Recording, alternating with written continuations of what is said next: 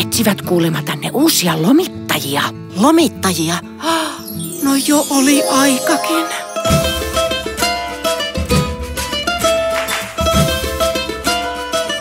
Voi sinua lantavarvasta. Ei meille, vaan kaksijalkaisille. Tiesin. Niin varmaan. Hei, tuolta tulee Eveliina. Taitaa olla taas tuuraamassa isäntä. Moi tytöt. Ei. Sulle, Eveliina, haetaan kuulemma lomittajakollegoita. Ja me haluttais, että tulis parhaat tyypit. Kerro, please, miksi meidän kanssa ja just täällä on parasta? Jep, eli mä oon Eveliina ja mä oon nyt ollut Sastamalassa lomittajana noin 5 vuotta.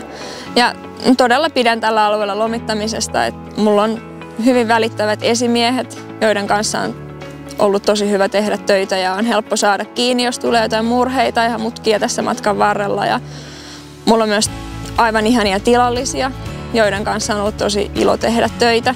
Koen, että mua kunnioitetaan ja saan kiitosta työstäni. Ja vaikka mun työ on tosi monipuolista, niin tää on myös todella vastuullista.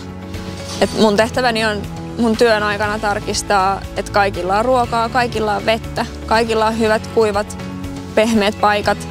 Kaikki on lypsetty, jos on lypsypaikka. Ja monena päivänä mä oon se viimeinen, joka sulkee sen navetan oven.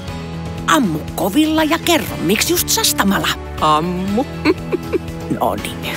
Mä oon itse muuttanut tänne vajaa vuosi sitten, koska mä halusin tarjota mun pienelle tytölle nämä samat maisemat, joissa mä oon itsekin kasvanut. Ja mä koen, että Sastamala on tosi kaunis ja mukava paikka asua. Täällä on palvelutkin lähellä ja kuitenkin tää on samaan aikaan tällainen ihana lintukoto, jossa on paljon luontoa. Ja mä ja mun perhe viihdytään täällä.